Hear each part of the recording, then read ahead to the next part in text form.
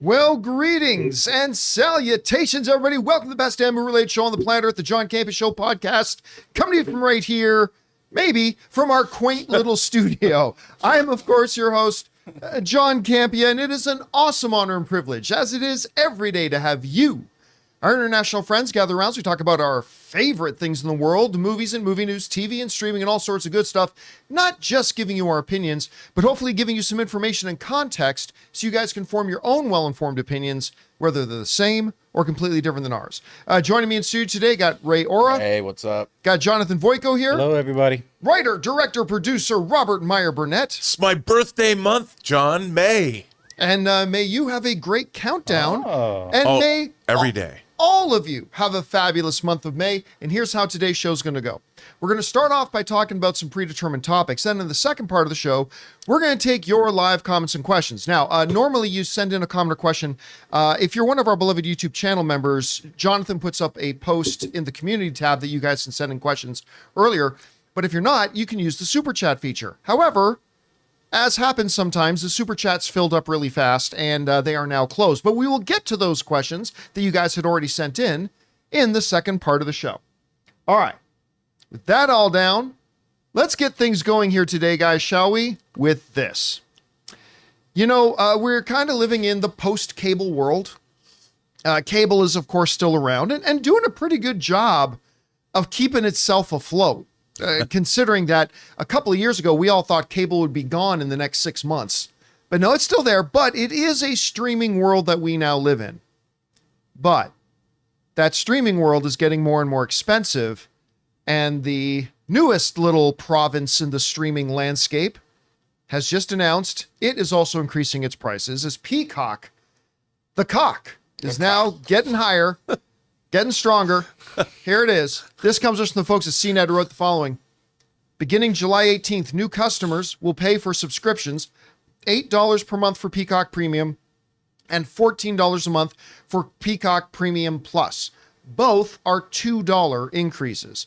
Annual plans will see a significant bump from $60 per year to $80 per year for Premium, while Premium Plus will go up from $120 to $140 a year. The price hike will be implemented for existing subscribers starting on August 17th. By the way, can I bring this up? I bring this up with Apple, with Samsung too. These companies need to learn to understand the meaning of words. Premium means that's the premium. That's the best.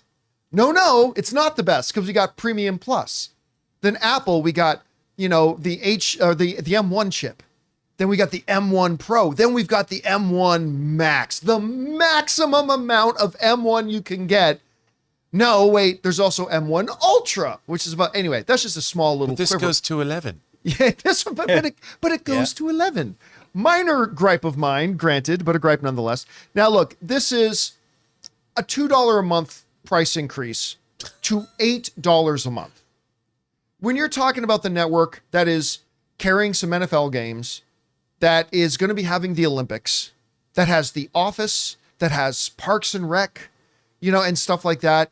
It's not $8 a month. And even for Premium Plus, $14 a month, that's less than 50 cents a day. It's not a terrible price, but the problem is it's not in a vacuum. Brought this up just on Google, so the information may think, but Netflix, $7 per month with ads, $15.50 per month for high def, and $23 a month for Netflix in 4K. Hulu, $8 per month with ads, $18 per month without ads. Amazon Prime Video, $15 per month with ads, $9 per month for a video-only subscription, and $139 per year. Of course, that gets you a lot of other stuff, right? That's the one thing about Amazon Prime. So I don't actually pay for Amazon Prime so I can get the video. I pay for Amazon Prime so I can get free deliveries. But I didn't realize they had a $9 video-only subscription, which is not bad. Apple TV, $10 per month. Disney Plus has gone up to $14 a month. Max, $10 per month, but that's a lower tier. Paramount and Peacock obviously have prices that are higher than that now. Look, Rob, we talk a lot on the show about the fact that, I mean, just in the past, I think 18 months, we've had 3 different Netflix price hikes in like 18 months.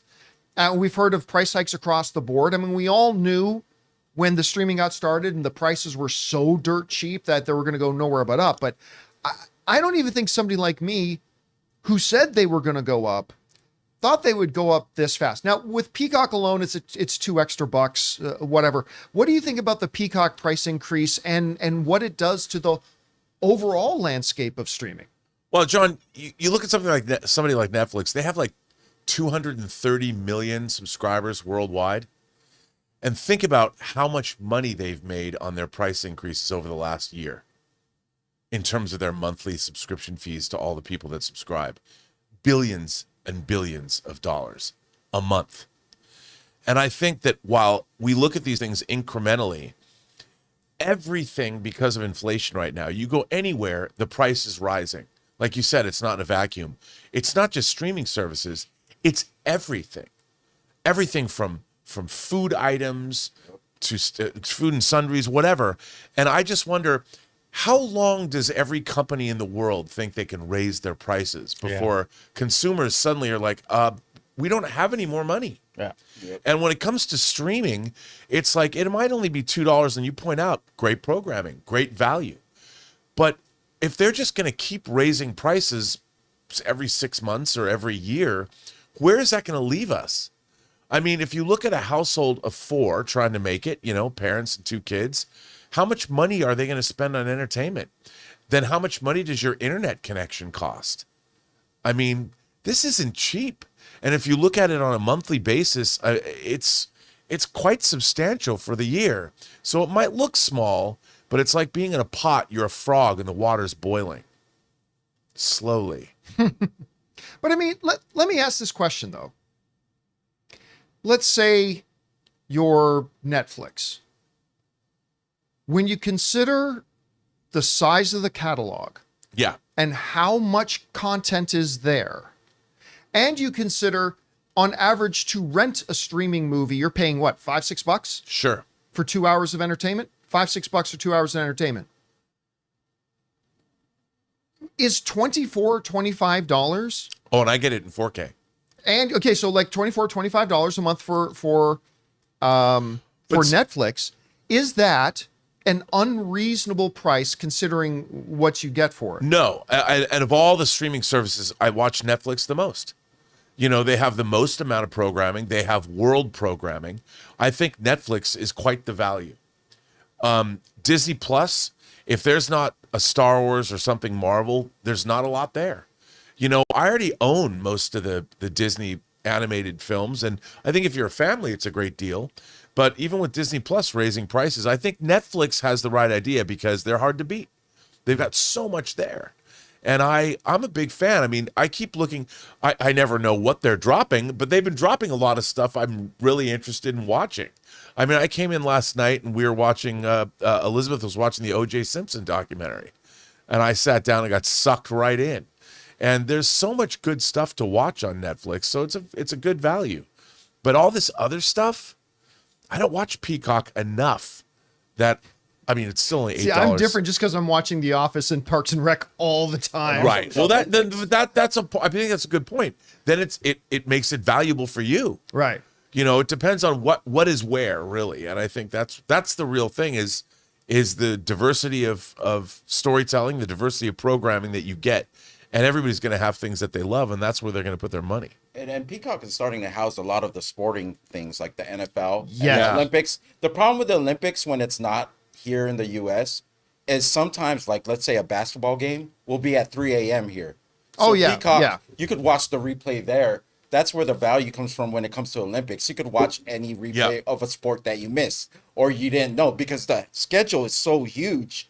You forget, hey, what time's this dude swimming? Or what time's this event going on? You could go back on Peacock and actually watch that. And they've been ahead of all the other streaming services in adopting sports into their stuff. And not everybody's a sports fan, but you're a fool if you don't understand that sports is the main driving thing for regular cable TV right now. And that's their niche. Because remember, Peacock got that NFL playoff game? Mm-hmm. And see the viewership numbers they got on there? Yeah. I mean, and here's where the problem comes, though. The problem comes is that we as average consumers, we don't look at it on the individual service basis. We look at it as the collection of all of our streaming services. Right. So we get mad when Peacock raises their thing by $2. we get mad because that means our overall streaming thing keeps getting expensive because I'm paying for Peacock and Paramount and Max and Disney and Netflix and whatever else. But I mean, it's not Peacock's problem that Max raised their prices last month. That has nothing to do with Peacock. Right. And so, we've said this for a long time, Rob. We're going to be getting to a place now where a lot of people are like me that I just subscribe to all the streaming services. But a time is coming that as the prices continue to go up, and at some point they're going to hit a threshold where they can't go any higher. But I think before that, they're going to hit a point where a lot of average viewers at home are going to have to start picking and choosing, because I don't want to spend $120 or $125 a month on my streaming services. I want to spend 70 tops. So I'm going to have to pick the 3 or 4 streaming services that I want. And I think we're not far away from that happening. Again, I don't blame the individual streamers because they're trying to make a profit. They're trying to make, and almost all of them are losing money. So they're trying to break even and make a profit. I get it. But they're just going to have to understand at some point, the general audience is going to go, well, I just can't subscribe to Disney Plus anymore. So I don't know. Question is for you guys. What do you think about this? Peacock's raised its prices by $2. Is that reasonable? But is it unreasonable in the light of all the streaming service we pay and all the price hikes we've seen? Whatever you guys think, jump down to the comments section below and let us know your thoughts. All right, guys. With that down, let's move on to this, shall we? For some reason, I don't know how, I don't know why, I'm not against it, but like the spirit of Sauron, Scooby-Doo has endured. And somehow, some way, it's still pretty popular. Look, as hated as Velma is, did you see the viewership numbers on that show? Oh, yeah. It's crazy high. So, say whatever you want. People are tuning in to watch Scooby-Doo content. Rob hate watched it. Rob's favorite pastime is hate watching. No. You know what? I'll tell you what. I'll give credit where credit's due. I watched the first couple of episodes of Velma. There were a couple of moments that made me chuckle and laugh. Most of them did not. No. And it was this is just a bad show, but so many people watched it.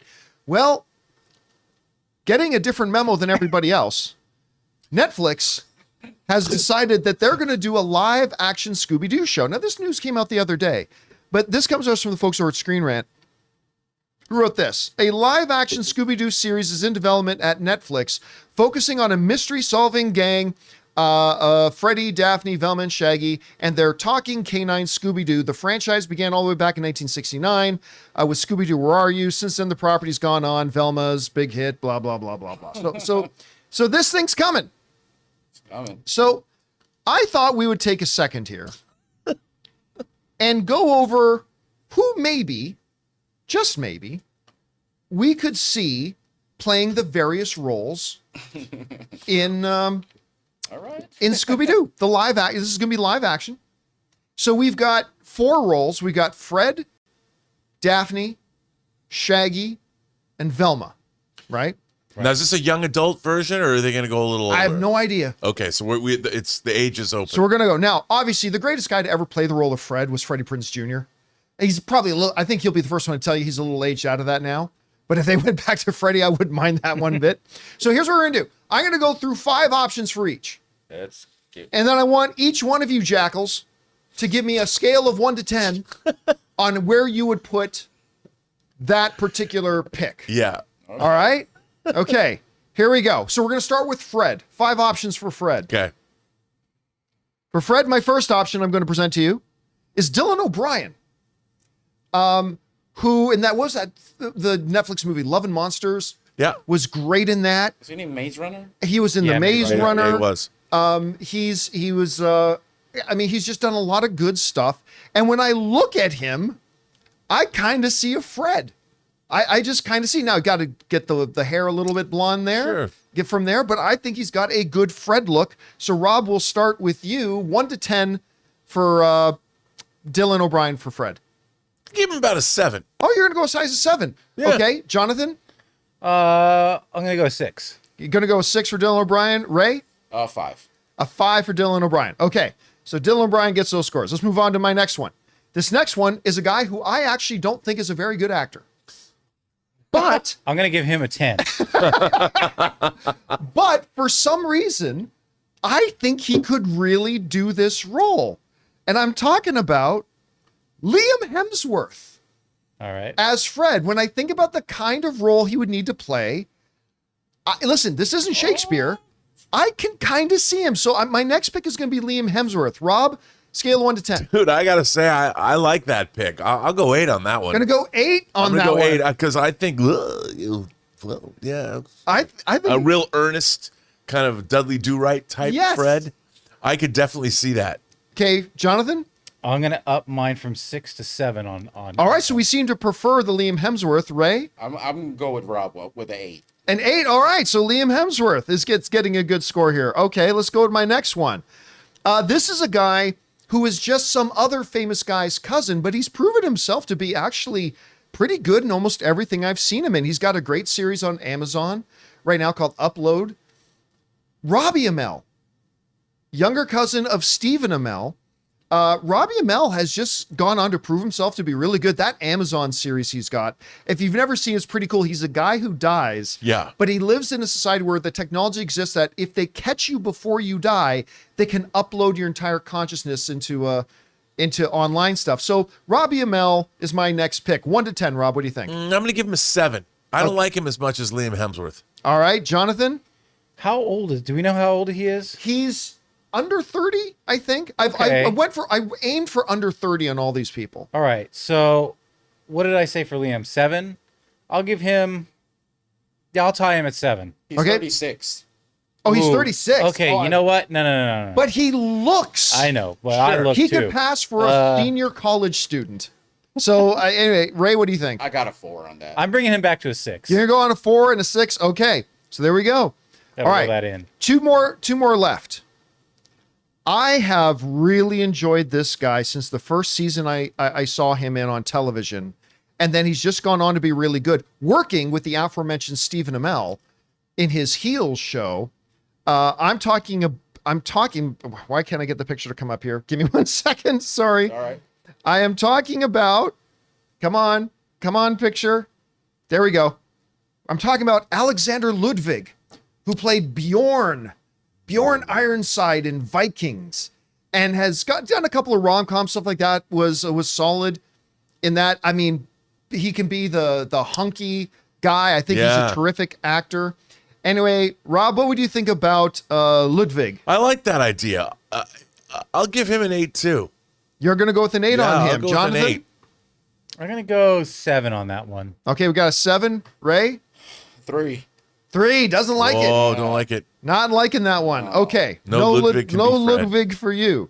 Okay. This next one is a little different and maybe a little too similar, some might say, to a previous show that he's done. But I actually could see him as this. From Riverdale, KJ Appa, Archie from Riverdale. I kind of like this one. Now, some people might say it's a little bit too much like playing an Archie. Yeah, that's what I was thinking. And I get that, but I actually think he'd be a pretty decent Fred. Rob, what do you think? I think you're right, he would be, but I'm going to give him a 7, only because, you know. Give everyone a 7 whether you like yeah, them or your not. 7s across the board here. No, they're not. Oh, you gave one guy an 8. No, I get 2 guys an 8. Okay, I gave 2 him, guys an 8. I gave him Why don't you Amell bold and give him a 4? and yeah, no. All right.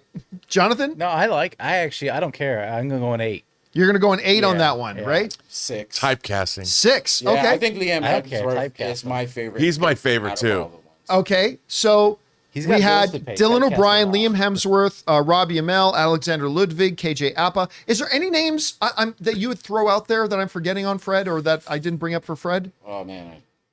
No? Nobody's got one? Not that I see as a Fred right off the bat. Yeah. True. All right. Well, then let's move on, shall we, to the next character. We're talking about Daphne. Daphne. Maybe the first bombshell a lot of us as kids saw on things. So, Daphne's got to have a strength and a beauty, right? Because that's kind of the red hair. essentials. Well, yeah, but that can be done in the makeup chair. Doesn't matter.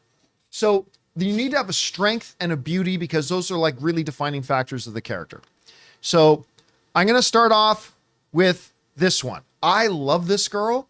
Massively talented, never been in a huge movie, but also a great, well, that's not true, Aladdin. I'm talking about Naomi Scott as Daphne.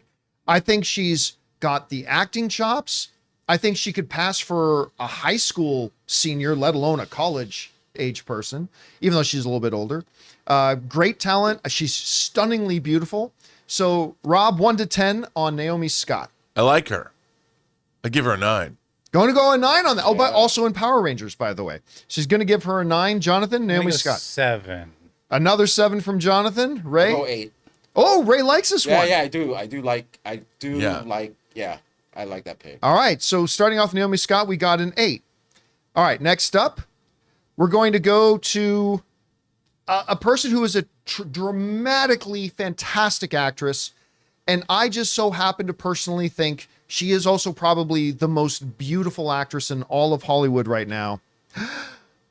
Lily James. Lily James as Daphne. You would put Lily James in Scooby-Doo? Oh, hell yes, I'd put Lily James in Scooby-Doo because Daphne needs her. So, Rob, what do you think about Lily James as Daphne? Well, okay, look, I'd go 10 on that, but I can't see her being in the show. Like, I don't want to denigrate my Lily James by putting her in Scooby-Doo, but since you're not asking me to that, I'm going to give her a 10. Yeah, 10. Lily James gets a 10 out of 10 always. Even in Yesterday when they tried to make her look dowdy. That's right. Even when you try to make her look dumpy, she's the hottest person on screen. She was in Iron Claw, right? Or Eagle? Yes. Iron Claw? Yes, she was. And in Baby Driver and And to which I would give her perfect 10s across the board for this, a 3. We're talking about putting her in this. So no, she's not suited for this. She's suited beyond this. That's what I'm saying. But since you didn't say that as part of the question, I'm still giving her a 10. All right. All right, Ray? 6. 6 for Ray. I can't only believe because I can't see her taking this. You know, in 10 years, I'm going to remind you. I'm not asking you guys if you can see her taking the role. I'm saying, what would you think of her in the role? But I've spoken to her agents already, and they already told me no. So 6. 10 years from now, I'm going to say you just gave Lily. You remember the time you gave Lily James a 6, Ray? Remember that? All right. Let's move on to the next person. I don't know the time I gave her 3. Next person is kind of like Naomi Scott. She's a double threat. She's a great actress. I believe an Academy Award nominated actress. Also a terrific singer. And as bonus points, she's dating, maybe engaged, to the quarterback of the Buffalo Bills. Oh, boy. Haley Steinfeld. The one girl in the entertainment industry my wife has an absolute crush on. Also part Filipino, if I'm not mistaken. I think that she's part Filipino. Anyway, she's great. I've liked her she's great. Everything she's been in and everything she's done. I think she's terrific, and I could see her pulling off a Daphne. Ray, Jonathan, or Rob, 1 to 10. I'm going to give her an 8. Gonna go for an 8 for Rob. Jonathan. Yeah, I could see her as Daphne. I'll give her an 8. And Ray. 9. Ray gives this first 9 of the day. I see her in this role, really. Yeah, I can totally see her for Daphne. She's great. She's on screen. She's terrific. All right. So we did Naomi, we did Haley. I'm going to go another one here that some of you guys may say, too good for Scooby-Doo. Too good. Too good for Scooby-Doo. Too good. And I get that. She is an award-winning actress on both television and movies. She's got a movie in theaters right now called Challengers. I'm talking Zendaya. Ooh. Zendaya as Daphne.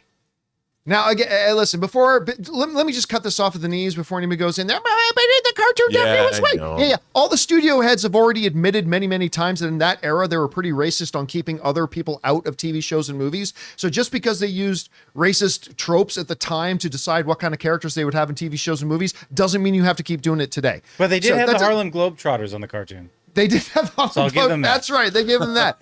Now, that doesn't mean you have to like the Zendaya pick for its own merits. But anyway, Rob, what do you think about Zendaya? Well, I like Zendaya as an actress. Yeah. I just don't see her as Daphne. I'd see her more as a Velma, to be honest. Really? Yeah, we'll get to Velma. Yeah. But I'm as Daphne, I'm gonna give her a 6. Okay, Jonathan? I'll go 4. Oh, 4. Really doesn't like the pick. Ray? 5. 5 for Ray. Okay. So that brings us to the final pick. The final. These are in no particular order.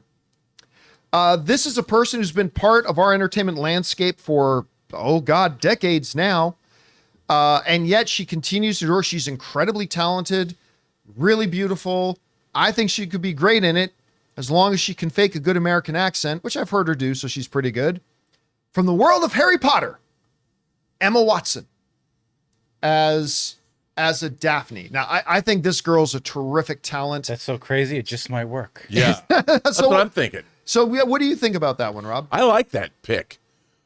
I think I'm going to go 9 for her. Oh, you're going to go high as a 9? Yeah, I think it's good. But, John, I got to tell you something. Since you brought this up, I saw a trailer for the new Strangers movie. Yes.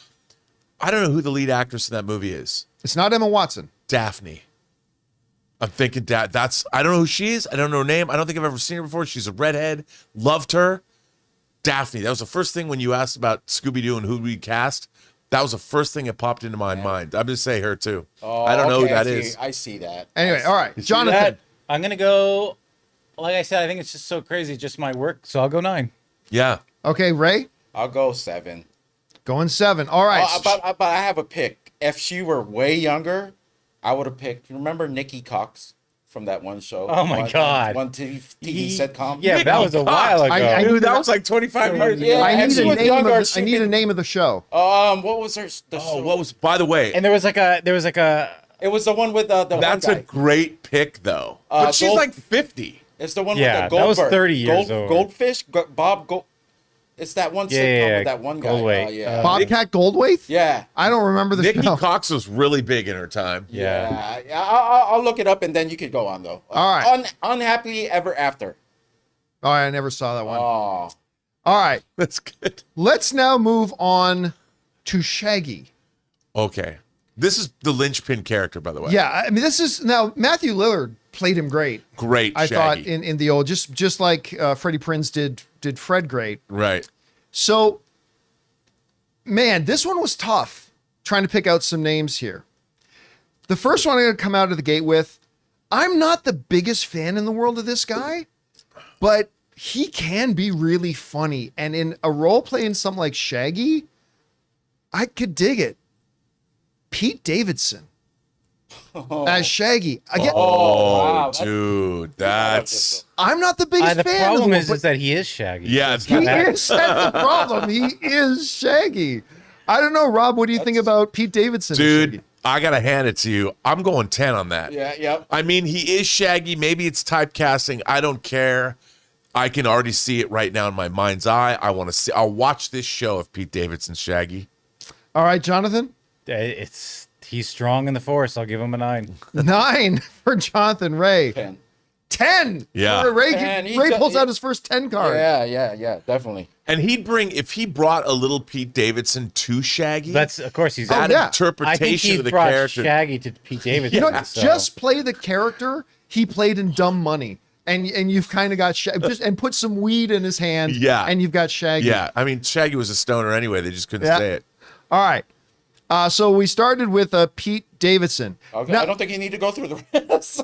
now, I got a couple others I like. Now, this other guy, never seen him in a role like this. Never seen him in a role like Shaggy. But recently he showed us he could do a lot of different things.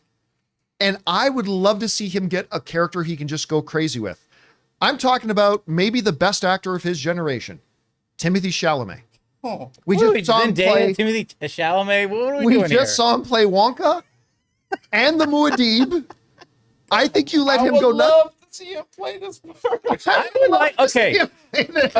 would love to see. him. I'd love to see Zendaya and Timothy doing these in a Scooby-Doo film, but not on a Netflix. Did you ever see the Saturday Night Live sketch where him and I can't remember if it was Pete Davidson, but him and his best friend or a rap group, and they're on a talk show. Oh, and they're yeah. like, Was what, it him they're and talking about the Justin history of hip hop, and they're like, what makes true hip hop? And it's like it's Timothée Chalamet all those are decked great. out. He goes, Those are great. It's all about the yeet yeet. Yeah, it's all about and he couldn't even keep a straight face. And all I can think about is that character when I thought of Shaggy.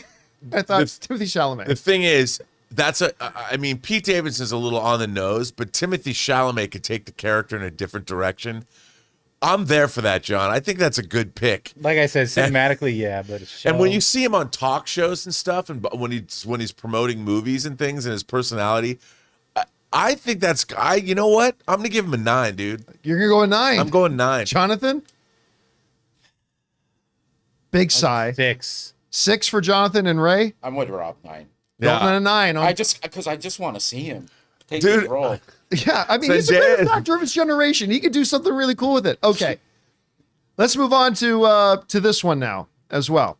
Okay, so we've been talking about some guys that maybe fit the role too well. This one might be guilty of that too.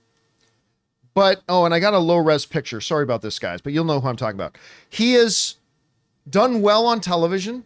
He's done really good in video games. And I could see him playing a really good Shaggy. We're talking about the sort of Joker from Gotham and a Jedi himself, Cameron Monaghan. I think this dude, if you hand him a role like Shaggy, I think he could be pretty fun. I think he could be really good in that. Anyway, Rob, what would you think about Cameron Monaghan? Is he too handsome? Nah. I don't know. I mean, you can unhandsome people. I don't think he's got the fun factor of our other. I'm going to go 6. 6. Okay, Jonathan. I think I want to seal the deal. 10.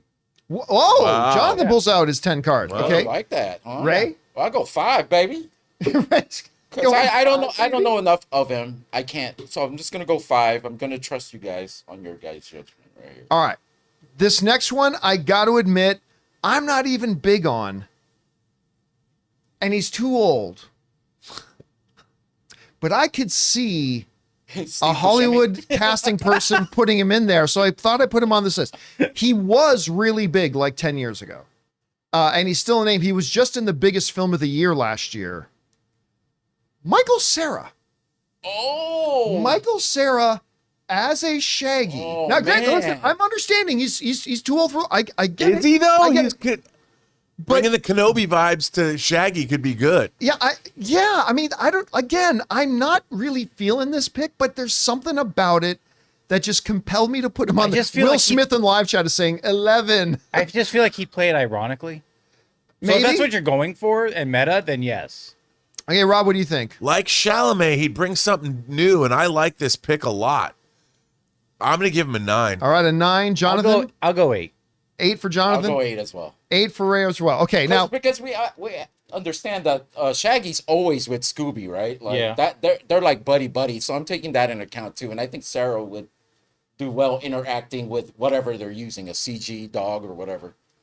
All right. Last guy.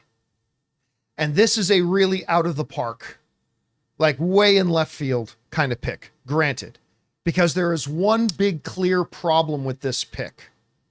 But if you decide, in the sense that he's too old to play the role, but if you decide that rather than a college classmate of the rest of the gang, he's like the older weed dealer who lives in the frat house up the street. Michael Keaton.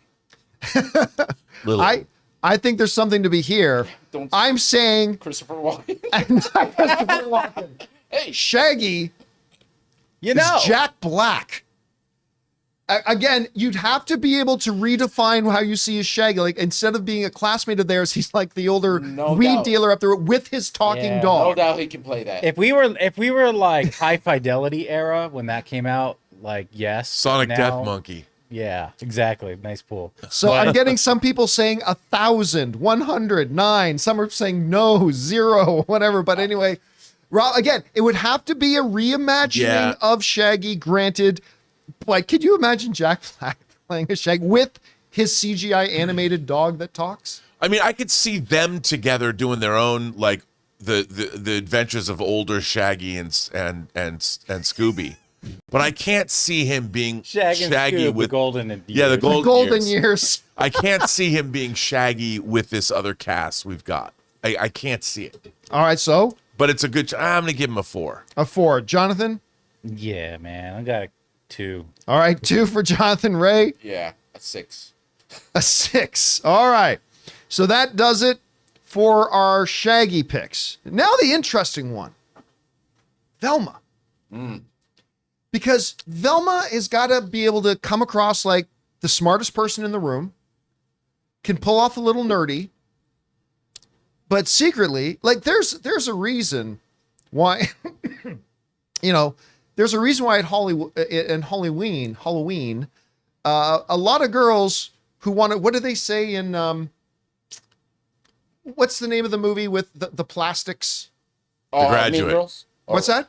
Mean Girls, right? Mean Girls. And Mean Girls say girls love Halloween because it's the one time a year you get to dress slutty. Is that the line in Mean Girls? Yeah. We love Halloween is one. But a lot of them will choose to dress as Velma. So she's got to be able to come across as the smartest girl in the room. Got to be able to come across as kind of geeky. I got it. But also have kind of a low-key real cuteness to her too at the same time, right? So that person should have all that. I mean, that's why I was thinking Zendaya, but honestly, she played that in Spider-Man. So Yeah.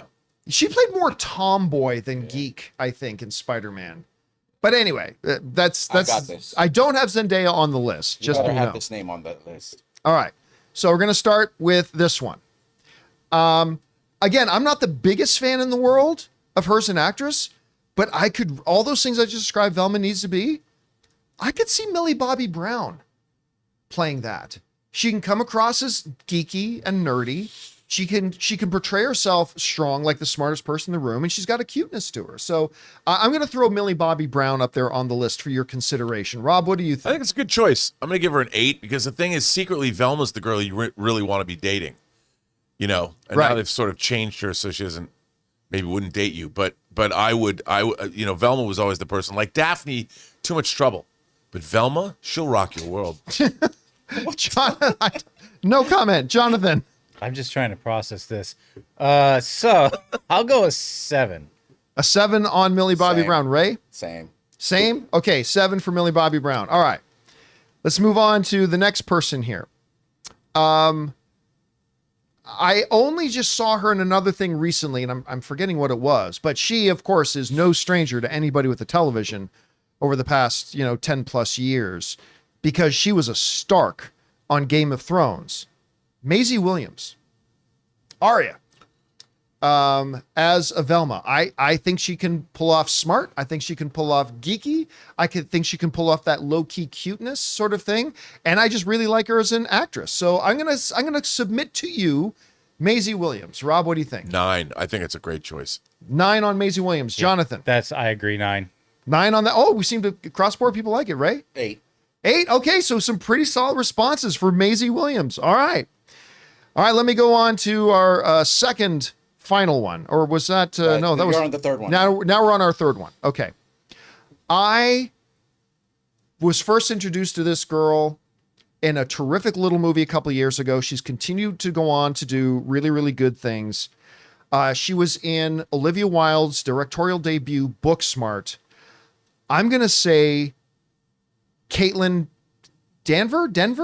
I always Deaver. It's Deaver. I always Wasn't she cast in The Last of Us? And she's going to be in Yeah, The Last of Us. yeah. Yes. I mean, she was, her and Jonah Hill's sister both killed it in Booksmart. I just fell in love with both of them in that. And I think she could pull off a really good Velma. Anyway, Rob, what do you think? I agree too. I mean, I would go 8 with her. I think that's a good choice. Oh, she was in that Hulu movie. Yeah. The yes. No one could save. Oh, yeah. No one can save you or something like that? And she was really good in Yeah, that. she was actually. Jonathan, what do you think about her? Yeah, I'll go a 7. 7 on that. Ray for Caitlin? I'll go 9. Oh, a 9 Yeah. on that one. Okay, her. Ray pulls out a 9 ball. All right, now we got 2 left here. So 2 years ago, I had never heard of this actress. Today, she is one of my favorite in the business. She was recently in a really, really good TV show, and then she followed that up a month or two later by being in one of the greatest seasons of television I have ever seen. Anna Sawai. I believe that's how you say her last name. Anna Sawai. Of course, she was in Monarch. She was just in Shogun. She is incredible. And I think she could play this role amazingly. So I see a lot of 15s in the live chat for Anna. Anyway, Rob, what do you think about Anna playing Velma? Okay, I'm gonna admit something, John. She's my new celebrity crush. Hey, It's not a bad one. I watch her on behind the scenes in interviews. She's also a pop singer. I have a script I'm working on. I want her to play the female romantic lead in it. I love her to death. I don't care what she plays. But yes, 10, 100%. Somebody in the live chat was like, how do you say 10 in Japanese? Yeah. Yeah, it's a good. Okay, Jonathan. I'm gonna go 8. 8 for Jonathan. Ray. I got 9. A 9 on that one. Seems like a strong front runner here, though. All right, now I haven't told any of you guys who are actually my picks out of these ones. These are just all roll, like people who I could kind of envision. I want to submit it to everybody else, see what they thought of it. But I do have a definitive pick for Velma. And it's the next one. And this is the next person.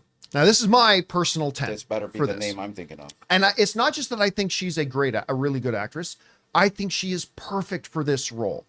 She can come across as the smartest in the room. She can absolutely pass herself off as really geeky. And if you want the Velma to have that low-key sexiness, she can bring that to the screen too. I submit to you guys the name Jenna Ortega for Velma. Jenna Ortega for Velma is what I'm going to throw out there. Rob, what would you think about Jenna Ortega for Velma? Great casting. I mean, maybe a little too close to Wednesday in a way, but I think she would be great as Velma. She'd be perfect.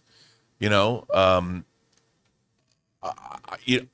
would give her an 8. All right, Jonathan? I think if Wednesday wasn't a thing, then I would be higher up, so I'm going to give her a 5. But I mean, let me throw, both of you guys have mentioned Wednesday. This is a totally different character from Wednesday. This is an 100% different character. Still dealing with the supernatural and. Okay. Yeah, and she's still got that. I see Velma as having her kind of genre of attitude. Okay, you know? Ray, what about you? I give her an 8. Give her an 8. Now, Rob, you seem to have somebody specific in mind. I just was thinking the obvious, like Kat Denning.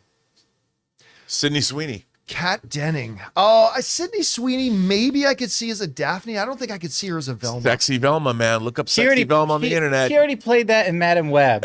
She's like, I got my glasses on. I'm ugly. Yeah, you know what? Play it in Madam Web. She was a terrible Velma in Madam Web. I could see her play a lot of things.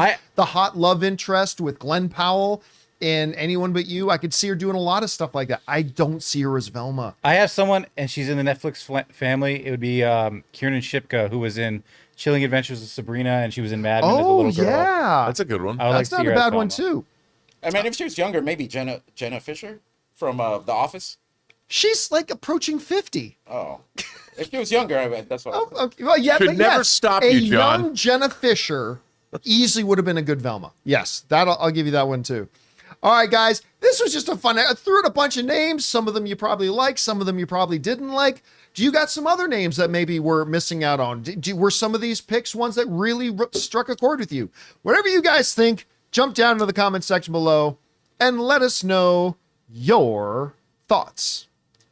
Okay, guys, with that down, we still got a couple things that we need to talk about here, including that Beetlejuice movie. They're projecting it could make over $100 million in its opening weekend. And Josh Brolin, he's lamenting out loud that he really wanted to be in Deadpool 3. Should they have put him in there? We're going to talk about that and a few things more. But before we do, we're going to take a couple of seconds and thank a sponsor of today's episode of the John Campea Show podcast, our friends at Miracle Made.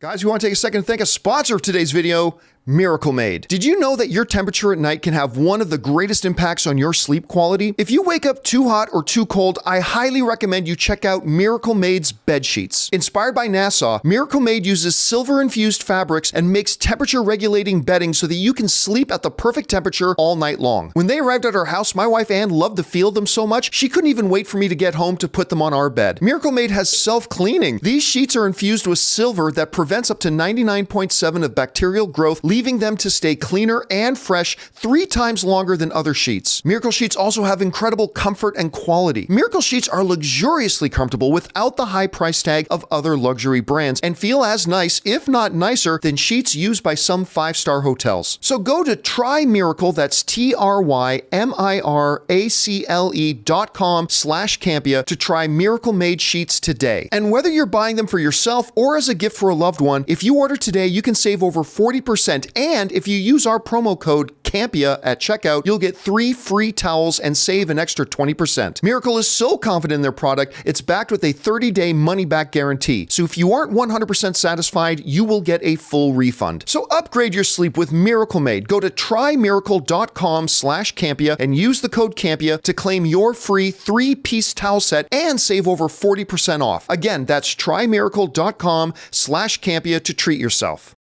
And thank you to our friends at Miracle Made for sponsoring today's episode of the John Campea Show podcast. All right, guys, with that down, let's move on to this, shall we? You know, there's a movie coming out, Beetlejuice. They just did a big presentation for it at CinemaCon. They brought the whole cast out except for Jenna Ortega, who was off filming something else at the time. But, you know, Michael Keaton came out, Tim Burton came out, you know, all that kind of stuff. And they talked about, Michael Keaton said straight up, this is the most fun I've ever had making a movie. He said, I've never had more fun, all that kind of stuff. Now, I admit, I am not a giant Beetlejuice fan. I like the original Beetlejuice, just like everybody did. I like the original Beetlejuice, but it's not one of those movies that for me endured as like one of the great classics.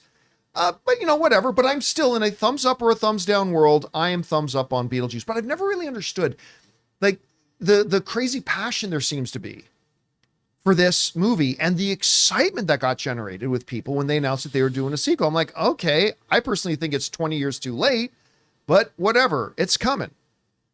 Here's the thing though.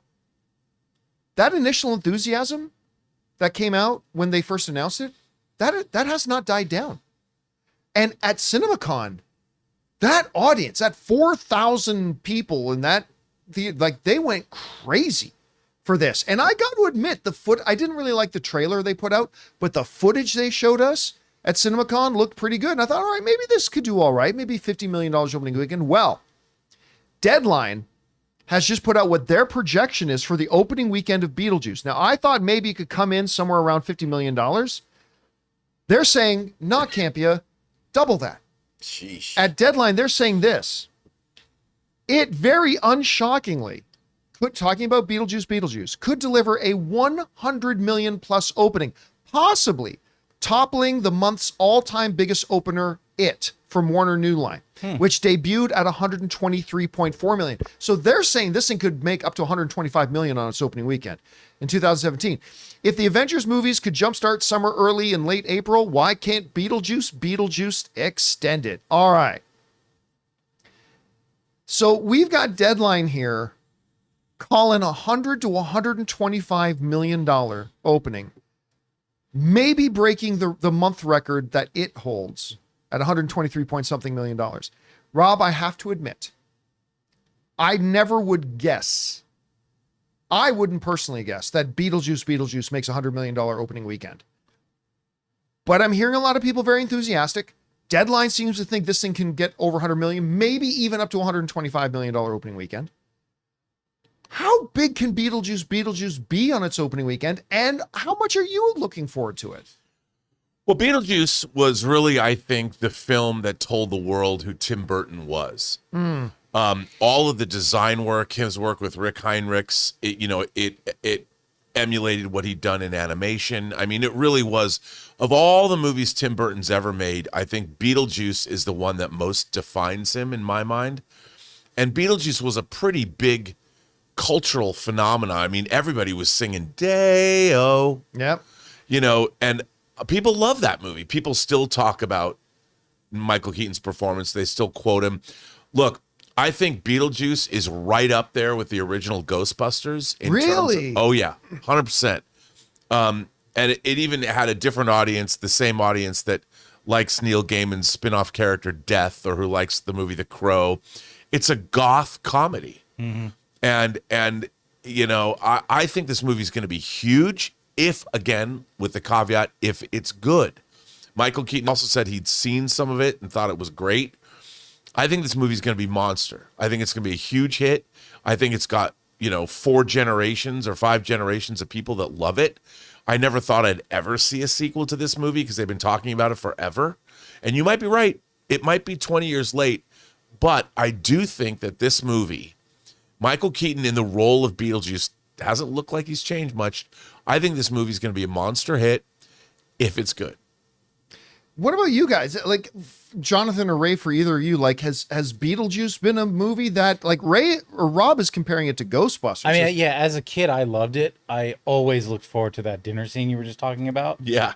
And it's not one of my favorite movies, but it is one of my favorite Tim Burton movies. I think I put Edward Scissorhands above it, but it might be my second favorite Tim Burton film. It might be. I've seen The Exorcist 167 times, and it keeps getting funnier every time. Ray, has Beetlejuice ever been a big thing for you? No, not for me. Like I did like the intro because it was like a little miniature set, and I always liked that part. But that's what 5 seconds of the movie. I mean, that Danny Elfman score. Come on. The Danny Elfman score is pretty So great. good. Yeah. And then when they pull their faces apart, it kind of terrified me. But the last scene, I will admit, that's where I actually would watch it through. Like if it was always on TV. If I caught it at the beginning, I'd watch that little part where he runs off the road or whatever, runs the little car. There's people forget there's a lot because like the way Rob was just quoting Michael Keaton, there is a lot of one-liners in that movie. A lot of them.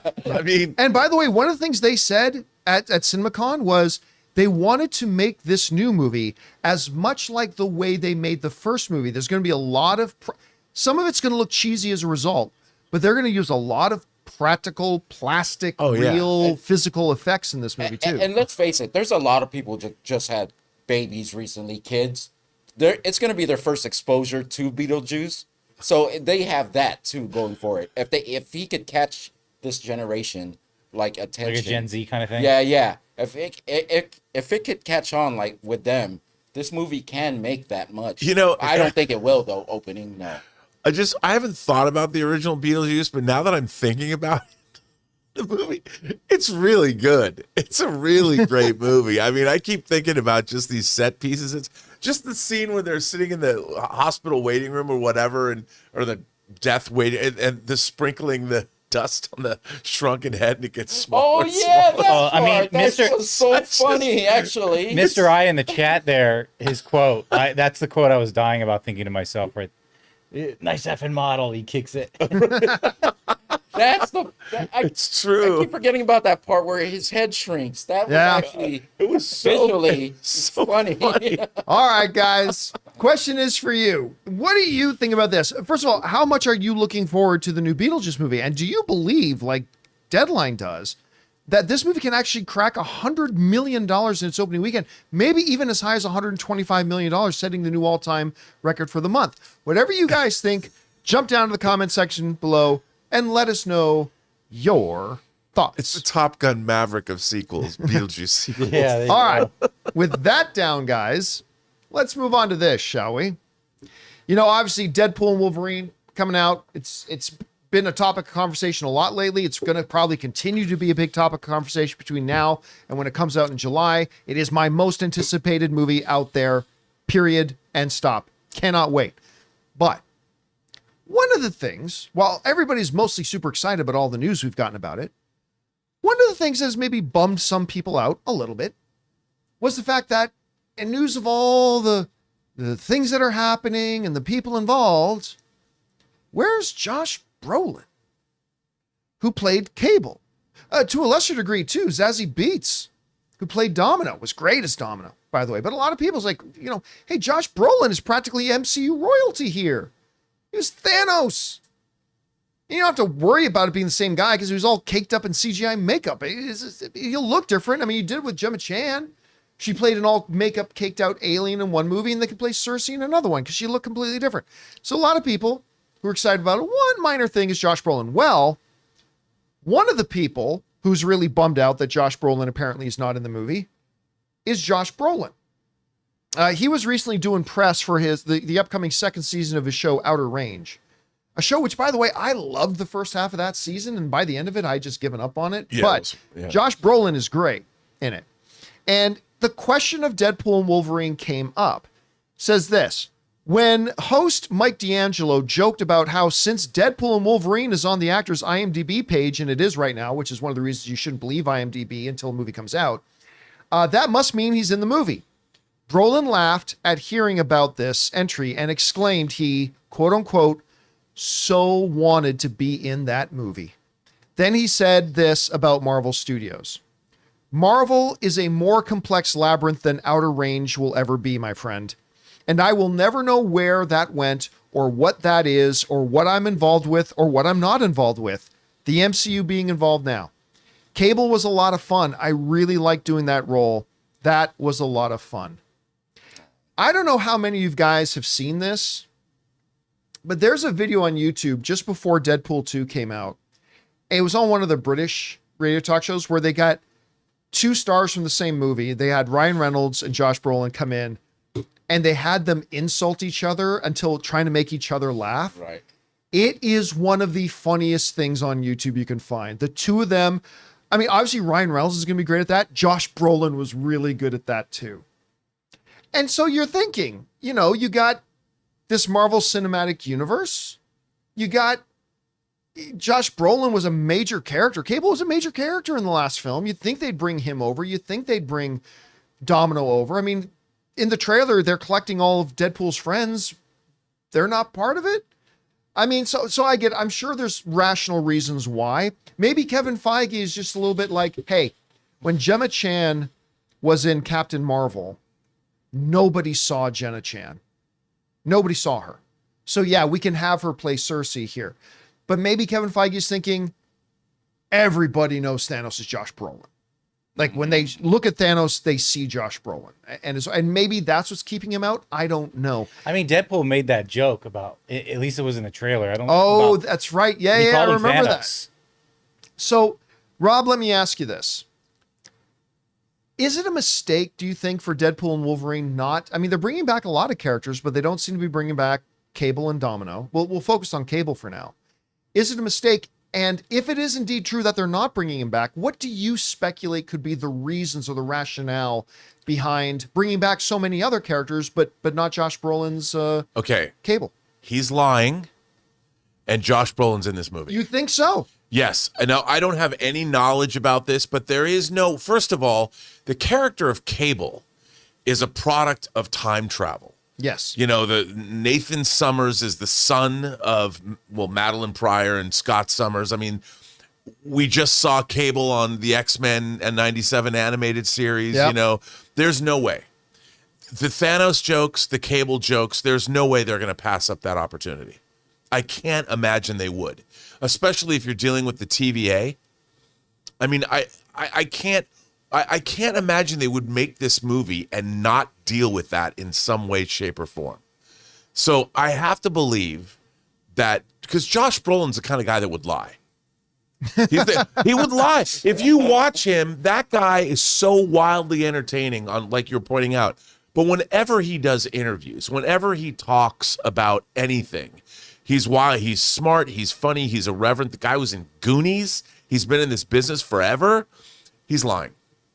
Okay. I think he's in the movie. Now, if he's not in the movie, I think they're lying and he is. But I think that maybe it might have... The reason I think that they wouldn't put him in the movie is it would be too much. It would overshadow... Like, once you bring Thanos in the movie, there's literally too much baggage. Like Thanos, then suddenly you're dealing with all of Endgame, and why wasn't the TVA involved with all that time travel business or anything like that? So it might have created too many problems. They probably tried to do it if he's not in the movie, and then they realized if we bring him in and have him play Cable or have him play Thanos or do anything, whatever we're trying to do within the actual plot of this movie collapses. I think it would be too much overkill.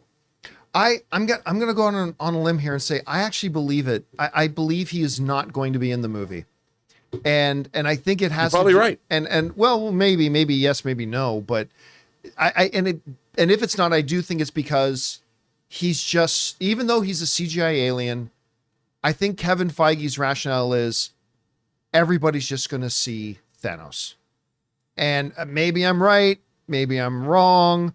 All that kind of stuff. But I'll tell you what, I thought the banter between Deadpool and Cable, the natural chemistry between Ryan Reynolds and Josh Brolin was so good.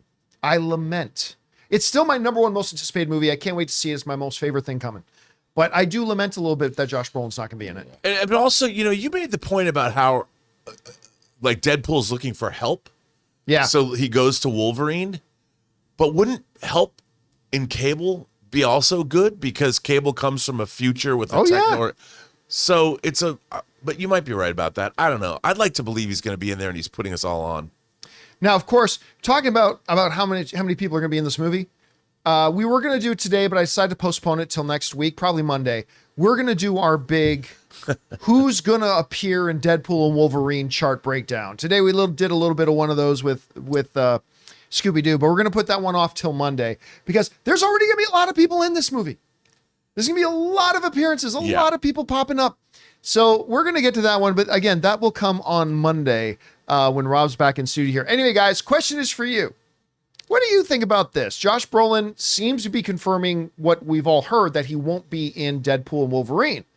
Unless he's lying. But if so, he says, I really wish I could have been in this movie. Do you think they should have found a way to put him in? Or do you think, listen, if the story didn't call for it, don't just throw him in for no reason?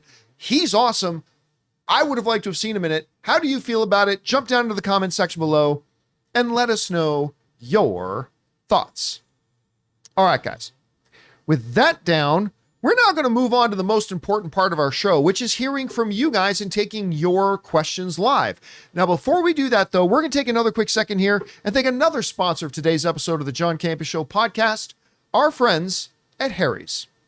Guys, we want to take a second to thank a sponsor of today's video, Harry's. You know, guys, in order to start the John Campea Show, I had to leave my high-paying corporate job in order to set myself up to be happier and enjoy more personal success. Because sometimes to get what you want, you have to challenge the status quo and blaze your own trail. And that's exactly what the folks at Harry's did. You see, at Harry's, they saw customers getting ripped off by questionable products in the shaving industry and decided to do something better. Harry's decided to pave their own road by making beautifully designed razors for a fraction of the price of the other big brands. Exceptional products, honest prices. That's Harry's. I have fallen in love with Harry's, from their foaming shaving gel that feels just luxurious on the skin to their incredible razor that feels just as good in the hand as it does going over your skin. They've got rich, lathering, skin-softening body wash in scents like redwood, wildlands, and stone. You see, Harry's provides German-engineered blades made in their own factory that stay sharp longer. You can get a 5-blade razor, weighted handle, foaming shave gel,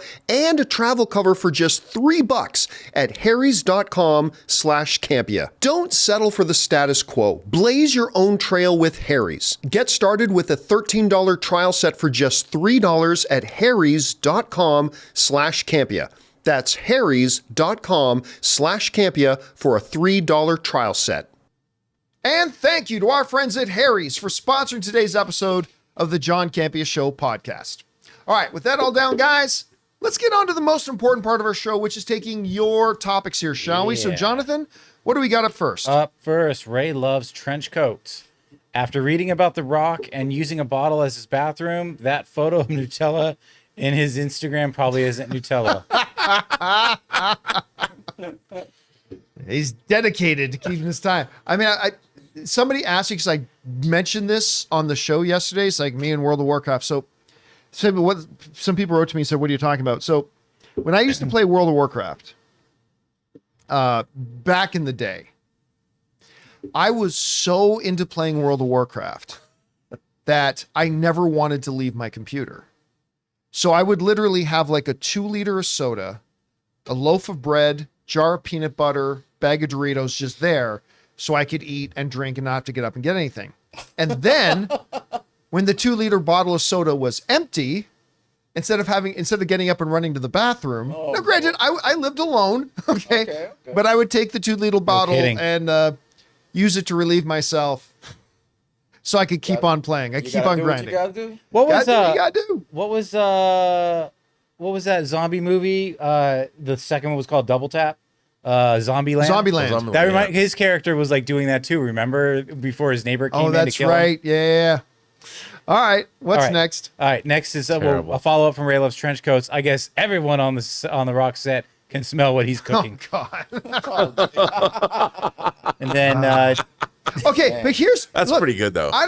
I kind of admire The Rock being so dedicated to just keep going that he'd pee in a bottle. What is not cool is making then a PA take the bottle and go and dispose of it. Yeah. Like, you want to pee in a bottle, that's fine. You deal with it yourself. That's the only problem I got with that. Well, it's good if it's cold outside. Oh, yeah, I got something to warm your hands up on. All right, what's next? Okay, I just vomited in my mouth a little bit. Jay Loco says, my young son and I rewatched Rise of Planet of the Apes. He loved the uprising ending of Caesar's crew on the bridge and the epic gorilla helicopter scene. That movie is awesome. It is awesome. Should have been called. It's so good. It's one of the few sequels that ups the original. Again, I'm not a huge fan of the third one, but I didn't hate it. I didn't hate the third one, but I'm not a huge fan of the third one. But those first two, particularly that second one, It's just so good, and I'm glad more people. And I cannot wait. I cannot wait for Kingdom. Man, after the stuff they showed us at CinemaCon, dude, it looks so good. I hope so. You know, the thing about Rise, what I loved about Rise is as a kid, you know, Planet of the Apes was one of my first franchise loves. It really dovetailed in nicely with the original film. It was a prequel, but it worked. Yeah. And those ape characters, dude, that orangutan and all the way, the sign language, it was so affecting. It was such a that movie's great. Yeah. That might be the best prequel ever made. I can't recall quite, but wasn't there like Easter egg of like the shuttle, which should have been like Charlton Heston's shuttle? On the television in the background. The Icarus launching, with Charlton Heston aboard. All right, what's next? Because Cinema says Deadpool and Wolverine doing reshoots. Everybody panic. Also, the new X-Men 97 episode was insane. This show's firing on all cylinders. Enough. I haven't seen the final episode because it's only 8 episodes, right? Yeah, I think is there 2 more? I think episode 8 is the one that just dropped. Okay. So unless there's 10 episodes, I don't know off the top of my head. 5 with Genosha, 6. Yeah, but you might be right. So I haven't seen the last 2. Oh no, Michael Gonzalez is saying there's 10 episodes. Okay, so we got a few more to come. Again, this has been a weird ride for me with X-Men 97. I absolutely loved the first 2 episodes they dropped. I soured on a little bit with episodes 3 and 4. Like, it was okay. 3 and 4 was fine, but I lost some of my enthusiasm. Then 5, 6, and 7 have been like top notch, really, really good stuff. So I've been really excited about the final episodes that are to come. Very excited about. Again, my one criticism. I have a couple of little criticisms, but one of the things that stands out to me every single episode is I understand they didn't do it for all the characters, but I understand the desire to bring back as many of the original voice cast as you can. But Rogue sounds like my great aunt asking me if I want some lemonade. Rogue does not sound the right age.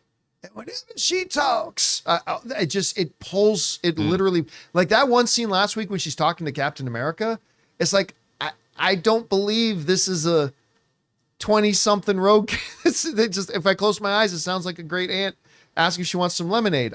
Listen, I'm just calling it like I see it. They probably should have recast that voice role. But other than that, I really like everything else I'm seeing so far. All right. What's next? All right. Raph from State Farm says, yesterday I found myself agreeing with Ray more on the Spider-Man 4 Ned topic with a small add-on. Introducing Gwen Stacy. It's time to move forward. Technically speaking, Gwen Stacy is moving backwards. Well, she's not Mary Jane, though. No, that's right. Zendaya's like MJ, Zendaya is not Mary Jane Watson. She is MJ. It's a different character. Granted. But it'd be weird to have another MJ, so you're right. Yeah, I mean, they're not going to have another Mary Jane Watson. But so technically speaking, if this is our new iteration of an MJ, technically speaking, Gwen Stacy would be moving backwards in the story because she was his girlfriend before Mary Jane was. But if you made it so he falls in love with Gwen Stacy and then Zendaya comes back in the future. Yeah. Then you could do the like, listen, think what you want about the Amazing Spider-Man 2. And granted, it was a step down from the first Amazing Spider-Man. Oh, yeah. But don't argue it had its moments. That the Gwen Stacy death scene wasn't powerful. Oh, of course. Oh, the book. The snap and the emotion that played in it. Because I'll tell you what, I don't like romances in my comic book movies. There are very, very few exceptions. Tony and Pepper, Lois and Clark, Thor and Jane. Wow. No, definitely not Thor and Jane. But in Eternals, Icarus Druig, and no, not Icarus, Druig and Makari. I love that one. But Andrew Garfield and Emma Stone in the Spider-Man movies, that always worked for me. Like great chemistry. Everything bad about the Amazing Spider-Man 2, fine. Yes, I agree. A lot of bad stuff in it. 100% I agree. I'm not going to disagree. But whenever it's those two on screen together, it was worth me. And that death scene, so it would give you the opportunity to kind of do your version of Tom Holland's Peter truly experiencing a radical tragedy that is personal. Because the death of Tony Stark, yeah, that's a tragedy to him too, but it's a tragedy to everybody. But a really personal tragedy for him, I think would be pretty cool. Anyway, all right, what's next? Matan says, sorry, clear that. If Barry Jenkins indeed did Mufasa from his soul, can he at least try to make the lions emote? Maybe ask those who worked on Aslan almost 2 decades ago how to make lions emote. Here's the problem. And I think this is one of the reasons why I liked the Lion King remake more than a lot of people did. I didn't want them to emote a lot. The whole goal visually for Jon Favreau was to make it look as real as possible. And he succeeded, because a lot of people to this day still think it's a live action movie. Those are real lions. It is one of the most infuriating debates I get with people. It's like, moron, it's not a live action movie. It all came out of a computer. It's all CGI animated. Anyway, they did such a good job making that thing look so real that it to this day has fooled a lot of people. And I kind of liked it like that. As somebody who watches a lot of nature documentaries and a lot of nature videos. Yeah. I kind of like that it felt that way. I didn't want to see the eyes and moving lips too much. That's just not something I want to see. But I do understand that some people would have liked to have that. And from watching the footage that they've shown us for this Lion King, I think they compromised a little. I think they didn't go all the way from realism to Babe Pig in the City moving his face around. But I feel like they compromised and they brought a little bit more this way for some people. But it's a hard thing to do. Yeah. I mean, because when you're in that photorealistic space, the more animals talk, the more in the uncanny valley you find yourself. Yeah. All right, what's next? All right, we got Juliana Goodwin, who says, have you heard that Josh Gad is directing a Chris Farley biopic? More than just directing a Chris Farley biopic. And I think it might actually be a series. I don't even know that it's going to be a movie. I think it might be a series. But Academy Award nominated actor, and I'm freezing on his name. I just saw this too. Mark Hauser? Paul Walter. Paul Walter Hauser. Paul Walter Hauser, who had a small role in Cobra Kai, was amazing in I, Tonya. Yeah. Yes, I was an assassin for the government. Has been, what was that one he did? The one where he was like the suspected bomber at the Olympics. Oh, too. well, yeah, that one, he was incredible. Oh, There's yeah, also that one one. where he's the prisoner in jail with the guy from Kingsman, Taron Egerton. He's in that one with Taron Egerton. What's in something Blackbird? Blackbird, yeah. Blackbird? Amazing in Blackbird. He's going to play Chris Farley, from what I understand. Yep. Now, Richard Jewell. Richard Jewell. He was so good in that movie. Oh, that was him and Richard Jewell? Yeah. He was Yeah. actually the cop? So, no, the guy they suspected of being the bomber. So, I only, before we started the show, I just saw the headline of this. So we're going to read into it more, and then we'll do it as a story tomorrow, probably. By the way, for you guys watching, our friend Jeff Snyder is going to be back on the show with us again tomorrow. So I'm sure we'll talk about it a little bit more then. But sounds good to me so far. Here's the hardest thing, though. If they can do this one thing, this will make or break the show. Recreating the van down by the river sketch. If they nail that, the show will work. If they don't nail that, I don't think the show will work. But we'll see. All right, what's next? Patrick Hamilton says, I was thinking since the new Deadpool is going to be rated R, and if Deadpool shows up in the upcoming Secret Wars movie, I'm assuming that it will be a PG-13 Deadpool that shows up, correct? Absolutely. Because if R-rated Deadpool shows up, then the movie is R-rated. Yeah. And they're not going to... Now, remember, you get one F-bomb you can drop. Yeah, he can use it up. And I guarantee you, we don't know that Deadpool will be in Secret Wars, but if Deadpool is, I 100% guarantee you, they will reserve that F-bomb for Deadpool. Yeah, and I do think, look, you can have Deadpool show up and be irreverent and do what he does. He doesn't have to make it R-rated. You know what would be even more powerful, though? You think they're saving it up for Deadpool, and Deadpool's standing next to Chris Evans, and Captain America uses it. Oh, my God. That would be so... That's funny. Can you do that? Or a Patrick Stewart, Charles Xavier. Yeah. Wolverine. I can't believe you just... What are you doing? That would be pretty funny. All right, what's next? All right. CPU says, with a 50-pound super chat. Thank you, CPU. Wow. Appreciate that, man. If there's any content, be it a game, book, manga, comic that you would like to see made into a movie. I mean, for the longest time for me, it was Shogun. Even though they had done the Right. miniseries back in the 80s. I mean, you guys who follow me since my movie blog days, forever I've said Shogun, Shogun, Shogun. And of course they did it as a series, and that's great. So that's already done. The only thing I've got left really that I think they should really make into a movie, but it would be years away and you can't just do it. I admit that. But is my all-time favorite comic book storyline. Age of Apocalypse. Well, John. Well, I think X-Men 97, if it continues on, is kind of leading in that direction. yeah, but look, as much as I'm enjoying X-Men 97, don't get me wrong. I don't want an abbreviated, turcated 25-minute. No, I think they do the entire season. Oh, if they did, that would be amazing. I think mean, they'd have to. Age of Apocalypse is just, like I said, it's my favorite single storyline of all time in any comic book. I just absolutely love that so much. Do you got anything that they haven't made yet that you think they should? Yeah, well, make? I have a lot, but there's a book that Donna Tartt, who wrote the book The Goldfinch was based on, her first novel, The Secret History. I was going to kid, they've done The Goldfinch. Yeah, it's her first novel, The Secret History, is one of my favorite books.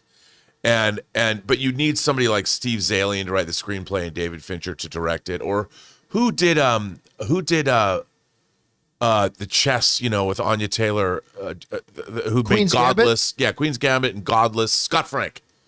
If Scott Frank wrote and directed The Secret History as a miniseries, the way he did Godless, the way he did that, he has Ripley out now, I think it could be genius. That would be, you know what? If Scott Frank did that, I'd be all excited. I'd be all over that. All right. What's next? Go for that, Scott Frank. Alex Von Gollum says, hello, are you interested in seeing Robot Dreams? It was nominated for 2024's Best Animated Feature Oscar. Premieres in June. It's about this is part 2. It's about an anthropomorphic dog that befriends a robot and they get estranged. Looks great and seems to be a tearjerker. Can't wait to see it. Yeah, I definitely Yes. You've been looking forward to this one? Yeah, I've seen the trailer for it. I've already added the notification list on my AMC. I've been wanting to see this for a while. I mean, I think it already came out, but they're just now releasing it here in theaters. Ah, okay. All right. What's next? CPU. Yeah, CPU. With another $50 tip. Thank you so much, CPU. Appreciate that, Yeah, man. 50 pounds. Okay, I'm thinking of hiring out a cinema screen for my birthday, which is May 15th. Nice. That's my birthday too. Hey! What movie or movies should I ask for? Oh, shoot. Well, I was going to say Madam Web, but no Madam Web. Only reason to hire is my health monitor beeps every so often, so can't just go to the cinema. Oh, well, first of all, if you talk to the hospital, they've got to have a way, because they understand, like, people may want to go to church or people may want to go, like, whatever. I mean, there's got to be a way that they should be able to temporarily allow you to disengage the beep. Just the beep. Yeah, on the monitor. I mean, I think a lot of people wouldn't be able to sleep with that. I mean, I just got to imagine there would be a way. Anyway, that aside, I don't really know what's going to be available in theaters. Like, Fall Guy's coming out. I enjoyed Fall Guy very much. I would probably say Fall Guy, or maybe Godzilla X Kong would They're be. re-releasing the Lord of the Rings movies. Get all 3 extended versions. Yeah, but if you're I don't know. You really got to. You want to book out the theater? Your birthday. And you haven't been able to go much lately. You probably want to put one of the newer films, right? They then it depends how far back it goes. I mean, maybe you didn't have a chance to see Doom 2. That would obviously be my pick. But yeah, there's a good number of them out there. And I would talk to your healthcare provider to see if there's, because I got to imagine there's so many circumstances in life that you can't be in an environment where that beep is going off. So double check with them. I'm no health professional. I don't know. I'm just guessing. All right. Thank you again for supporting us on that level, man. That's incredibly generous of you. And I hope you have a good time with whatever movie you pick. All right. What's next? Damaris Love simply says, bring on the filthy, my X-Men. Yes. By the way, and they did in the Krakoan era. One of the things that I really liked was the whole Shi'ar Empire stuff, the way they handled that, especially with Xavier there. And just like, I really like that episode when he's just like, okay, everybody's talking to me like I'm a second-class citizen. I'm Charles Xavier, so I'm about to school y'all. Boom! And pulls all their consciousness in. It's like, yeah, see, I could kill you right now if I wanted to. Simple. By the way, somebody wrote me a question yesterday. A little bit of a side note. Somebody wrote me a question yesterday, and I've seen this around. And they ask, I don't get it. If Charles Xavier can move anything around with his mind, why can't he make his legs work? All right. It's a very, very important thing to understand about Charles Xavier. Charles Xavier is not a telekinetic. There's more. There's fundamentally two different types of mind powers. There's a physical mind power, telekinesis, where you can physically move things around. Then there's a telepath who can mentally hear the thoughts or project thoughts or maybe even control the minds of other people. But those are two different things. Charles Xavier is not a telekinetic. Charles Xavier is a telepath. Right. So Jean Grey was both, right? Jean Grey had both. Dang, girl. Yeah, which made her very formidable. And I think She'd be Cable a good was Daphne. too, wasn't he? Cable was both as well, wasn't he? I think Cable had both a telekinetic ability He had and some powers. I think like he had that. something like that. Anyway, but just something like that. But it does raise up the big question again, because at the end of the one episode, they got the collar on Magneto, which to me is the stupidest, dumbest, laziest plot device ever. Like, I'm sorry, nobody can just come up with a collar that, oh, this just turns off mutation. Okay, but somebody brought this up on one of our shows a while ago. It's like, and I don't think you were here for it, Rob. It's like, so the big problem in Rogue's life is she can't rub nasties with Gambit. She can't be physically intimate. And it's all like, oh no, because her power. You got a mutant condom. Just grab one of those collars, slap it on, and bang away.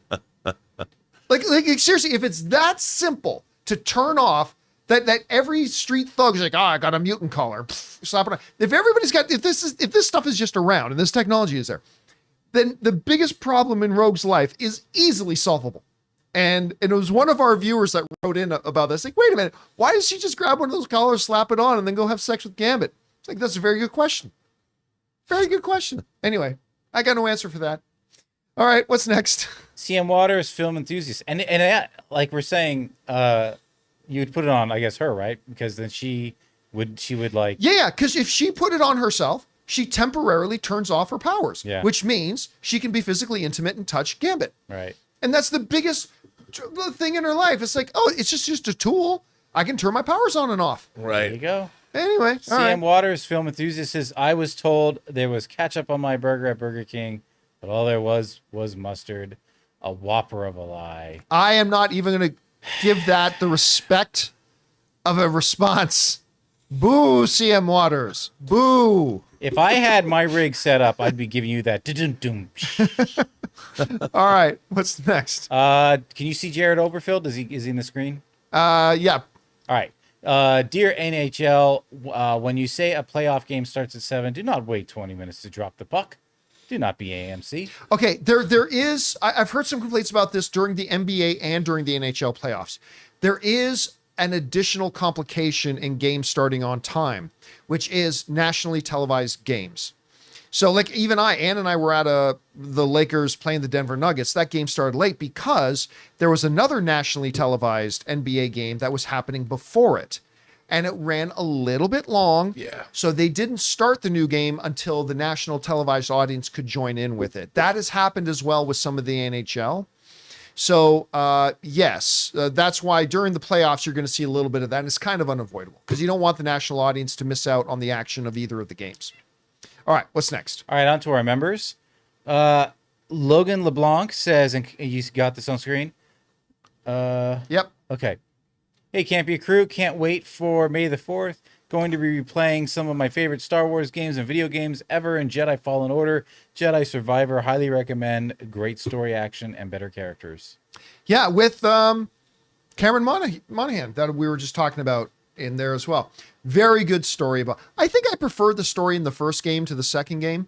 But, I mean, like, excellent story in both of them. They're really, really good. They look beautiful. Yeah. I still remember, Ray, I think we were watching the game preview when they were before the first game came out, and they played like 15 minutes of footage of him running around fighting stormtroopers. It's like, this is like a hell of a looking game. I mean, it's so good. All right, what's next? All right, Harrison writes, how big do you think Planet of the Apes will be at the box office if the movie's great? Dawn made $700 million, so a good Planet of the Apes can draw a huge crowd. But I mean, you know who directed that, so. That is a great question. I'm going to say its ceiling is somewhere around 500 million.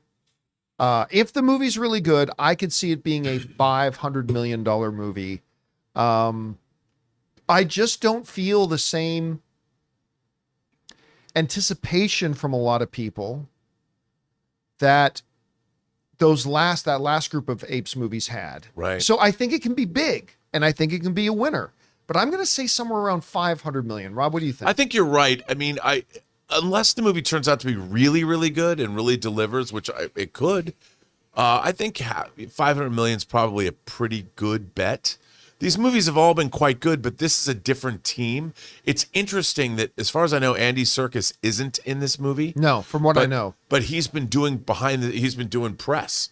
There's like a behind the scenes trailer where he comes out up front and says, I want you to support this movie. These Planet of the Apes movies mean lots to me. He is involved some way. He might. I don't know if maybe he's a producer on it, but he's definitely in the marketing campaign for it. But I want, John, I love me some Planet of the Apes. I want this movie to be great. By the way, that's another movie you could rent out a theater for on May 15th. When does the movie come out? May 10th. Oh, yeah. Then it's got to be Planet of the Apes. Yeah, make it Planet of the Apes. All right, what's next? All right, Dominic Suma says, I got into an argument with a friend the other day about whether Adam Scott's character in Step Brothers is considered a movie villain. I say yes. What say you? I think he's more of an antagonist. Does he do anything to actually stop or hinder their progression in the film? Well, I think the worst thing, besides being an ass, by the way, his character in that movie, it's one of the, listen, Step Brothers is one of the greatest comedies of all time. I don't care what anybody else says. It is one of the greatest comedies ever. It's my favorite of his. I think it is also my favorite Will Ferrell movie. I can watch that once a year for the rest of my life, and I will never not find it funny. It's so good. Adam Scott is so great in it too. I think the worst thing he did was when he manipulated his mom and talked them into selling the house. And then he was trying to sell the house out, which led to the great montage of John C. Reilly and Will Ferrell doing different things to discourage people from buying it. Like wearing the KKK hood. Oh my God. It's so... Adam Scott is so good. I love him. Like, you could even, bless his heart, you could see him trying his hardest to make something out of Madam Web. You could see him, but in Parks and Rec, that's his Hall of Fame moment. But yeah, he's great, man. All right, what's next? Espinoza says, which performance would you say is Nathan Lane's best and which is his most underrated? When talking about Nathan Lane, it's hard to nail anything. I mean, yeah, you got Birdcage and stuff like that, but I got to go to the producers. Yeah. Him and Matthew Broderick in the producers. By the way, he would often pop up in Modern Family, the ABC television series. Yeah. He was so funny in Modern Family. He was very funny. But I got to go with the producers. What about you, Rob? Yeah, I mean, I love the producers, and it's so iconic. His role is so iconic. Yeah. Again, a lot of people are saying Birdcage. And like I said, Birdcage is great. I love Birdcage, but I would have to give it to him for the producers. Yeah. Underrated. I'll just say just his role in Only Murders in the Building. Yep, that was great too. Yeah, he's so good in Only Murders in the Building as well. All right, what's next? I mean, mashes some of the predictions for Deadpool cameos, funny moments. Ryan Reynolds as Green Lantern, Chris Evans as Human Torch, Terrence Howard showing up, and Wrexham reference, and Ned with the sling ring. Okay, don't hold your breath for the Terrence Howard thing. No. Well, that would be fun. And while Sean Levy and Ryan Reynolds have said up and down, Marvel's let us do whatever we want to do. Yeah, You're not going to see Terrence Howard. No. I don't think so either. No, that relationship got permanently soured. And I would love it if he did. He could have made a great Kang. He could be a great Kang, but yeah, not. I mean, if not you're putting in happen. Terrence Howard, is that a double fourth wall break? And It does could that be. Does that shatter? Does that Octo wall break? an if you octo will? wall break that puts your wall? And Green Lantern can't, Yeah. because that's DC. So that's not going to happen. Yeah, so it's definitely won't. You're not going to see a Green Who's Lantern. to say? Me, I'm the boss. Hey, of it. listen. One of James Gunn's closest friends in the industry is Kevin Feige. But there's no way. There's no way they're going to let a DC character pop up in Deadpool. The most you're going to get is an action figure. I don't it. know. The most you're going to get is an action figure. There's no way. It's a No way. multiverse after It would be all. amazing if it happened, but I don't think there's any way. All But right. if there's any two people who could make it happen, them. like you pointed out, it's them. It's them. You're 100% right. So I don't know. We'll see. All right. What's next? Dr. Stinky says, hey, John and crew, just wanted to pop in and say that I'll still be listening to the show, but I just got my first job. Nice. Congratulations. I was late to it, bad. But anyway, I won't have too much time to put in and questions, but still here, love you all, bring on the filthy. Well, hey, listen, all you got to do, because Dr. Stinky, you are one of our channel members. So, like, you can just fire in questions every day from wherever you are before the show even starts. Because for those of you who don't know, our channel members, we put up a community tab post for them every day that we just say, hey guys, fire in some questions. And they just get to fire in questions. So as a channel member, you can still do that. Whether you're commuting or, before the show starts, fire them in. And we don't get to all of them that come in, but we try to get through as many as we can. You can still send in questions that way. All right. And congrats on the job, man. That's awesome. Good to hear. All right. What's next? Espinoza says, Robbie Amell already played Fred Jones in 2 live-action Scooby-Doo movies on Cartoon Network. He did? Wow. Did? I didn't know that. I had no knowledge of that. Let me see. Well, that makes my pick seem genius. Wow. Wow. There you go. Again, had no idea. Never heard of it. All right. What's next? Red Thanks for one. letting us know, though. Red One Real Talk. If Dune Messiah gets greenlit as expected, how long do you think we'll have to wait to see it released? In 26, is 26 a realistic target, or could we be waiting for a little while longer? Absolutely by 2026. Yeah. I think 2025 could be on the table. And I'll tell you why. I can't remember the name of the movie project off the top of my head, but Legendary and Warner Brothers Discovery have already said, they've already announced the next 2 films they're going to do with Denis Villeneuve. One is based on a novel, something about something in the future, the aftermath of a nuclear holocaust. Surviving a nuclear holocaust. Surviving which a is a nuclear nonfiction book. Right. So they've already got that movie planned, but they said the next Dune movie comes first. So the sooner they get to that Dune movie, the sooner then they can move on to that other movie they also want to do. So I won't be, by 2026, absolutely. But I won't be surprised if we found out, guess what? Dune 3, because I don't think they're going to call it Dune Messiah.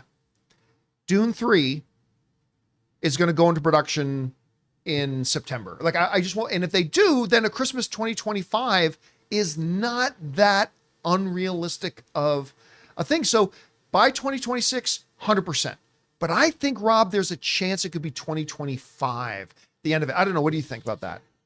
I don't know. I don't know if they have enough time to start up if they don't have a script yet. I mean, they could do it. They could get it done. But Maria, Villeneuve said like 4 or 5 months ago that he's already got words on paper for the next one. So he could have a script ready. The movie to go. made a lot of money. And so I think it makes sense. Maybe they want to bang that out and he can finish the job. I could see that being a possibility. But I don't know about 2020. It's because we're going into May. We're in May. It's May 1st. So getting something out by 2025 that's a stretch. I mean, we've seen movies literally go into production in February and be in theaters by August. It's true. Now, Dune is a horse of a different color, but they've already done 2 of them. Right. They've now got shorthand. I think if they could be in production, and this is pushing it, granted, I agree this is pushing it. But if you could be in production by the 1st of September, I believe 14, 15 months is something they could do. If they've already been working on script and pre-production and storyboarding, I don't think 15 to 16 months. You're not wrong. And the production teams, it's basically the same team. They've done it twice already. Yes, and this is their third go around. So again, though, probably 2026. But I don't think there's any reality, considering they already have his next movie lined up, that they want to wait for 2027. Right. So yeah. All right, couple more. What's next? All right, CJ Rebirth. Really enjoyed Boy Kills World last week. It reminded me a bit of Violent Night. Loved Bill Skarsgård, the guy who voices Archer, doing his inner voice. I know, and thought Jessica Roth was a badass. I'm gonna go see it tonight. I can't wait. Ann and I finally have, here's the thing with Ann. Ann not only has a very, very busy and important job, she's also taking her doctorate, which then takes up a couple of her evenings. And she teaches a university class, which takes up another one of her evenings. So we've been waiting to get an evening. We've got an evening tonight, and also an evening when the Lakers or the Leafs aren't playing. By the way, Leafs won their second game last night. Way to go, Leafs, God's team. So we actually got a night tonight. So I think we're going to go see, I think we're going to try to double header tonight. Challengers, because I still haven't seen it, and Boy Kills World. So Nice. That's a great double bill. Yeah, we're going to try to double bill that up tonight. All right, what's next? All right. Akshay says, hey guys, which X-Men ensemble film, not including standalone Wolverine films, do you think Hugh Jackman gave his best performance as Wolverine in? I'd say maybe 2. X-Men 2. Yeah. Yeah. I mean, obviously Logan is his crowning jewel, Sure. obviously. I thought it was really good in Days of Future Past too, Oh, yeah. because he gets to play multiple, Yeah. roles and You know what? I think you just changed my mind. I was especially going to say X-Men 2, easy. Oh, that's right. You know what? Yeah. Days of the Future end Past. when he's walking through Xavier's mansion So is good. a great bit of acting Yeah. from his perspective. You know who's great in that scene too? James Marsden. So, it's so When great. they have the classic Cyclops Wolverine attitude, and that was a great moment. I love. But Really you know what? good. You're right. I think obviously Logan is his. Do you know when they masterclass, but- shot that scene that it was this big secret and they made Famke Johnson and James Marsden drive across the border to Canada because they didn't want anyone to see him at see the them fly? airport? Well, I still remember the way we all found out that they were in the movie was they showed up at the red carpet. Because I remember we were watching a stream of the premiere, and it's like, why are they there and why are they standing with the cast? Well, obviously Scott and Jean are in this movie. I went to a studio screening of that, it was a internal screening. And, because I did the special features for X-Men 1 and 2. Right. And Brian took me and he was sitting behind me and I did not know, he did not tell me anything about that scene. And I sniffled. I teared up and was crying and he was sitting behind me and he flicked the back of my head. And I was like, you little sneak, you sneak. All right, 2 more questions, and we're going to call it a day. All right. Hey, hi, all. Oh, sorry. This is from Dark Smirk. Hi, all. I got to see Alien and The Mummy in theaters. It's great. Nice. It was incredible. Got me thinking. I'd love to see Fraser return to the Mummy sequel with Universal Parks doing a Dark Universe area. Could Universal attempt Dark Universe again? Could a Mummy 4 be a soft reboot? I don't think there's any reality that a Brandon Fraser Mummy 4 ever happens. He's talked a lot about that he'd like to do it. Michelle Yeoh has come out and said, I would do one with Brendan Fraser.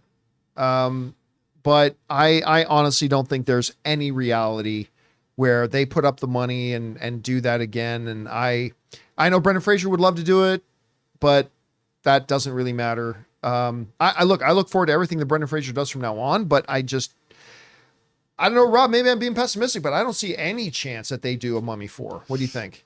I don't either.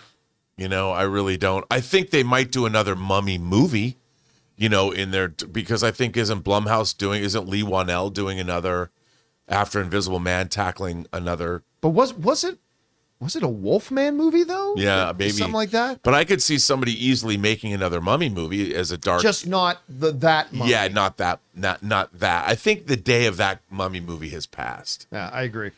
All right, last question of the day. What do we got next? All right, so Reese Jones says, with Fall Guy, Kingdom of the Planet of the Apes, If, Furiosa, and Garfield, it's a good month of cinema coming up. Also, have you seen the rumors Wesley Snipes returning as a Blade variant in the MCU? I saw rumors of that, but...